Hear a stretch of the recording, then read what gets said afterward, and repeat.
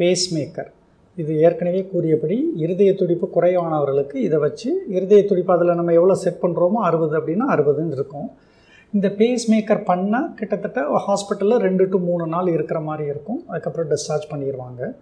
சரி, நம்ம பேஸ்மேக்கர் உள்ளவர்கள் என்ன செய்யணும்? அவங்களுக்கு ஏதாவது காய்ச்சல் வருது, இல்லை இந்த இடத்துல செஞ்ச இடத்துலேருந்து சீல் வருது, இல்லை நீர் வடியுது, இல்லை வலி அதிகமாக இருக்கிறது, கிறுகிறுப்பு வருது, இல்லைன்னா ஒரு மயக்கம் வருது அப்படின்னா உடனே டாக்டரை பார்க்கணும். சரி, அது மாதிரிலாம் எதுவுமே இல்லை. அப்போ நாம் என்ன செய்யலாம்? பேஸ்மேக்கர் பொதுவாக இடது பக்கம் வைப்பாங்க. வலது கை ரைட் ஹேண்டட் பீப்புளுக்கு, இடது கை உள்ளவங்களுக்கு வலது பக்கம் வைக்கலாம். சில பேருக்கு நான் இந்த வெயின் சரியில்லைன்னா வலது பக்கமும் வைப்பாங்க. பொதுவாக இடது பக்கம் அந்த காலர் போனு கீழே கிளாவிகள் கீழே வைக்கிறதுனால இடது கையை ரொம்ப அதிகமாக நாம் எது வெயிட்டை ரொம்ப ஹெவியாக 10-15 கிலோவுக்கு மேலே தூக்குற மாதிரி, இல்லை கையை ஷோல்டருக்கு மேலே படுற மாதிரி, மேலே ஸ்ட்ரிச் பண்ணி எல்லாம் எடுக்கிற மாதிரி, இதை குறைந்தது 3 to 4 வாரங்களுக்கு செய்யாமல் இருக்கிறது நல்லது. பார்த்துக்கோங்க. பட் நீங்கள் அப்படியே கையை வச்சுட்டே இருந்தீங்கனாலும் பெரிய ஆத்ரைட்டிவ் ஷோல்டர் கையை நாட்ட முடியாமல் ஆயிரும். அதனால் ஒரு 90 டிகிரி வரைக்கும் மூவ் பண்ணுறது, இப்படி மூவ் பண்ணுறது, விரல்களை மூவ் பண்ணிக்கிறது, இதெல்லாம் நம்ம செஞ்சுக்கிடலாம். கையை மற்ற இடது கையை பயன்படுத்தக்கூடிய எல்லா செயலுக்கும் இது பண்ணலாம். ஒன்லி திங் என்னென்னா ஓவர் ஸ்ட்ரெச் பிஃபோர் 90 டிகிரிக்கு மேலே ஷோல்டருக்கு மேலே ரைஸ் பண்ணி எடுக்கிறதோ, இல்லை அதிக வெயிட்டுகள் எடுக்கிறதோ, கையை ரொம்ப வளைச்சி பண்ணுறதோ சில செயல்கள் மட்டும் செய்யக்கூடாது. அவ்வளோதான். அதுக்கப்புறம் பார்த்திங்கன்னா செல்ஃபோன் பேசலாமா? நிறைய பேர் கேட்குறது. தாராளமாக செல்ஃபோன் பேசலாம். ஆனால் ஒரு குறைஞ்சது 6 இன்ச் 15 சென்டிமீட்டர் அந்த பேஸ்மேக்கர்லேருந்து தள்ளி இருக்கிற மாதிரி பார்த்துக்கொள்ளணும். உதாரணத்துக்கு இடது பக்கம் பேஸ்மேக்கர் வச்சுருந்தா வலது கையில் வச்சு பேசுகிறது நல்லது. வலது காதில் வச்சுட்டு பேசிக்கிற மாதிரி இருக்கலாம். பொதுவாக எல்லார்களுக்குமே பாக்கெட் இடது பக்கம் தான் இருக்கும். அதனால் இடது பக்கம் பேஸ்மேக்கர் வைக்கும்போது இடது பக்கம் பாக்கெட்டில் செல்ஃபோனை வைக்கக்கூடாது. அவர்கள் பேண்ட் பாக்கெட்லேயோ இல்லாட்டி வேறு அவங்க இதில் மாதிரி வச்சு அந்த செல்ஃபோன் வைக்கக்கூடிய அந்த கேட்ஜெட் வேணால் வச்சுக்கலாம், இடுப்பில் பெல்ட்டில் அந்த மாதிரி. அதுக்கப்புறம் ஏர்போர்ட்டில் நம்ம ஸ்கேன் பண்ணுவாங்க இல்லையா, மெட்டல் டிடெக்டர், அதில் போகலாமா அப்படின்னா இப்போ உள்ள பேஸ்மேக்கர்ஸ் எல்லாம் லேட்டஸ்ட் பேஸ்மேக்கர்ஸ், எந்த ப்ராப்ளமும் வராது. ஆனால் கண்டிப்பாக நீங்கள் ஐடி கார்டு கையில் வச்சுருக்கணும். அந்த எம்ஆர்ஐ இது உங்களுடைய பேஸ்மேக்கர் கார்டை நீங்கள் அங்கே உள்ள செக்யூரிட்டி கார்டை சொல்லலாம். ஐஎம் அ பேஸ்மேக்கர் இம்ப்ளான்டட் இண்டிவிஜுவல் அப்படின்னு நீங்கள் சொன்னீங்கன்னா, எனக்கு வச்சுருக்கு பேஸ்மேக்கர்னு சொன்னீங்கன்னா அவங்க உங்களை ஸ்பெஷலாக குயிக்காக அது கூட பாஸ் பண்ண சொல்லுவாங்க. சில பேர் பார்த்திங்கன்னா வெயிட்டிங்கில் இருக்கும்போது பக்கத்துலேயே நின்றுட்டுருப்பாங்க. அப்படி ரொம்ப நேரம் அந்த மெட்டல் டிடெக்டர் கிட்ட நின்றுட்டோ சாஞ்சிட்டோ இருக்கக்கூடியது. அது பேஸ்மேக்கரை இன்டர்ஃபரன்ஸ் ஆகி பேஸ்மேக்கர் வேலை செய்வதில் தொந்தரவு ஏற்படுத்தி பேஸ்மேக்கர் டிஸ்ஃபங்க்ஷன் உண்டாக்கும். ரெண்டாவது, ஹேண்ட் ஹெல்டு டிடெக்டர் வச்சு பண்ணலாம். அப்படி பண்ணும்போது அந்த பேஸ்மேக்கர் அவங்ககிட்ட சொல்லணும், இந்த மாதிரி நான் பேஸ்மேக்கர் வச்சுருக்கிறேன், இடது காலர் போன் கீழே வச்சுருக்கேன்னு சொல்லும்போது அவங்க அந்த ஹேண்ட் ஹெல்டு டிடெக்டர் கொண்டு வரும்போது ஒரு 30 செகண்டுக்கு மேலே அந்த இடத்துல வச்சு சுற்றிக்கிட்டே இருக்கக்கூடாது. ஒரு short less than 30 seconds use பண்ணுவாங்க. இல்லை நீங்கள் அவங்ககிட்ட அதை சொல்லலாம். ஸோ அது அவங்களுக்கு இருக்கும். இது ரெண்டாவது. சார் நான் பேஸ்மேக்கர் வச்சோடனே எங்கள் அப்பா மயங்கி விழுந்துட்டார், நரம்பு டாக்டர் எம்ஆர்ஐ எடுக்க சொல்கிறாரு, எடுக்கலாமா? தாராளமாக எடுக்கலாம். இப்போ உள்ள எல்லா பேஸ்மேக்கர்ஸுமே எம்ஆர்ஐ கம்பேட்டபிள் பேஸ்மேக்கர்ஸ் தான். ஆனால் அதில் ஒரு டால் ஃப்ரீ நம்பர் கொடுத்துருப்பாங்க. அதுக்கு நீங்கள் ஃபோன் பண்ணி இந்த மாதிரி நான் பேஸ்மேக்கர் எடுக்க போகிறேன்னு சொல்லணும். இல்லை உங்கள் டாக்டர்கிட்ட சொன்னீங்கன்னா உங்களுக்கு உதவி செய்வாங்க. ஏன்னா எம்ஆர்ஐ எடுத்து முடித்த பிறகு அதை ப்ரோக்ராமிங் பண்ணுற மாதிரி இருக்கும்.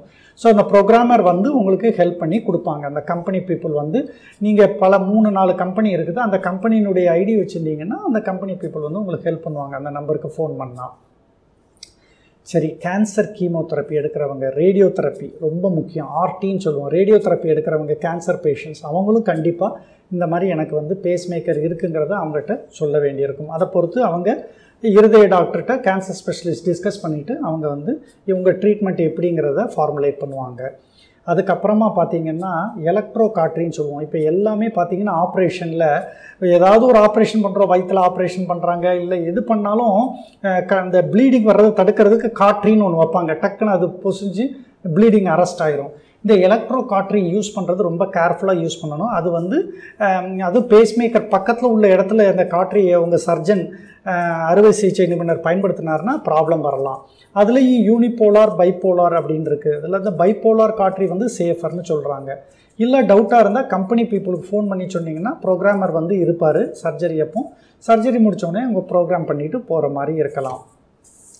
சரி, சில பேர் இந்த எலக்ட்ரிக் வெல்டிங்லாம் பண்ணக்கூடியவங்க இருப்பாங்க. அவங்களுக்கு பேஸ்மேக்கர் வச்சா என்ன அப்படின்னா அது கொஞ்சம் ரொம்ப குழப்பமான இது தான். அவங்க அந்த தொழிலை மாற்ற முடியாத வழி இருந்துச்சுன்னா அவங்க வந்து அந்த இடத்துல வந்து அந்த எலக்ட்ரிக் வெல்ட் பண்ணும்போது பார்க்கணும், அதில் எதுவும் ஃபங்க்ஷன் வருதான்னு ப்ரோக்ராமர் பார்ப்பாரு. அப்படி இல்லை வரலைன்னா அவங்க அதுக்கு ஏற்ற மாதிரி செஞ்சு கொள்ளலாம்.